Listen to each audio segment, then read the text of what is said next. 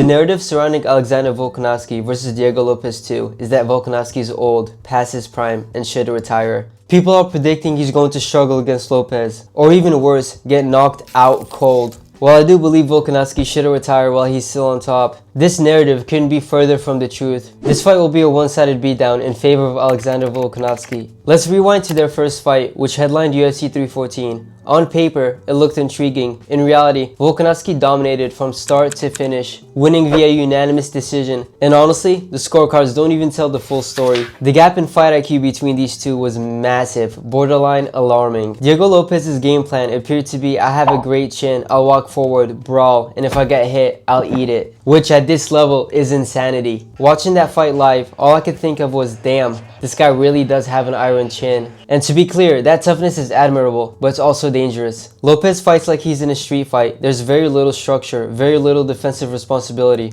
Volkanovski, on the other hand, is the polar opposite. He's one of the most technical, refined fighters the featherweight division has ever seen. Everything Volkanovski does is calculated. He used every weapon in his arsenal: punches, knees, elbows, kicks, takedowns. And he does it so efficiently. He forces reactions, reads patterns, and exploits openings with surgical precision. What's especially impressive is his distance management. Volkanovski is short for the featherweight division, standing at 5'6", yet he constantly outperforms taller, longer fighters. That's because his footwork and timing are elite. He's exceptional at closing distance safely, landing, and exiting without taking damage. His level changes are clean, his feints are subtle but effective, and most importantly, he understands that winning the fight is more important than finishing the fight. A perfect example comes in round 2. Volkanovski lands a left hook that rocks Lopez and sends him stumbling back toward the cage. Most fighters would smell blood and rush forward. Volk doesn't. Instead, he calmly changes levels and secures a takedown. That tells you everything you need to know about his mindset. He knows he's ahead, he knows he's in control, and he knows there's no need to gamble. Throughout the fight, every time Lopez tried to enter the pocket and start swinging, Volkanovski would disengage, step back, circle the octagon,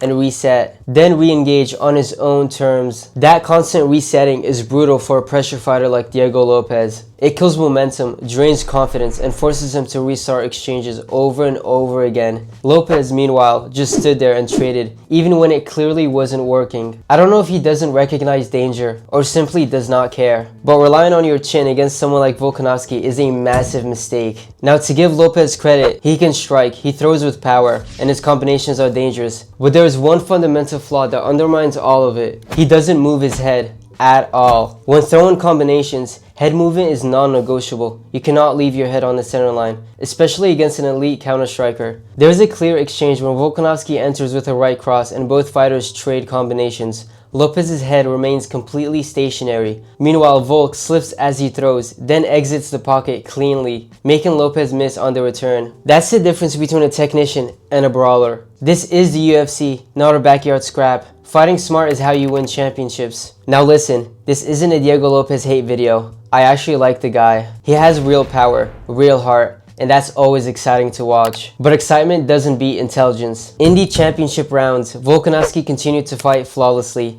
Anytime it looked like Lopez might build momentum, Volk disengaged, circled, and reset, completely shutting it down.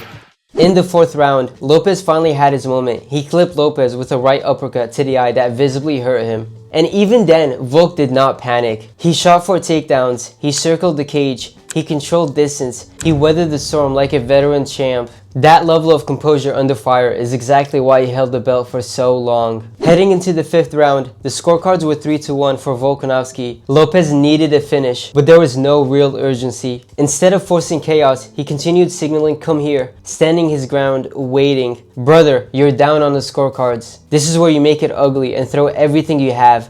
But who knows, maybe his gas tank reached empty. To be fair, Lopez finally did that in the last minute of the fight, but by then, it was far too late. That hunger should have been there from the opening bell.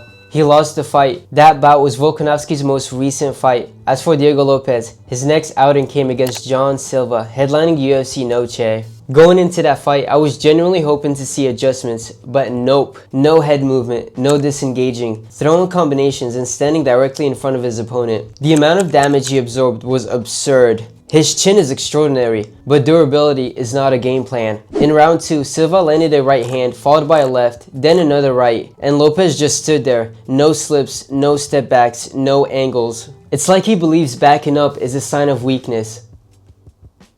Mind-boggling. That brawler mentality is deeply ingrained in his brain, and I don't think it's something you fix in a single camp. Luckily for Lopez, Silva got reckless, spamming spinning elbows, and Lopez was like, alright, let me take you to school and show you how to execute a spinning elbow. Bam! A beautiful timed spinning elbow of his own. Brutal second round TKO. It was a great win, but it didn't show growth, it didn't show evolution, and it didn't show anything that would suggest a different outcome against Volkanovski. Lopez does not deserve a second chance at the title, but that's a discussion for a whole different video. My prediction: I'm sure Lopez's team has studied the first fight endlessly. I'm sure adjustments have been discussed, but at the end of the day, Lopez is a brawler.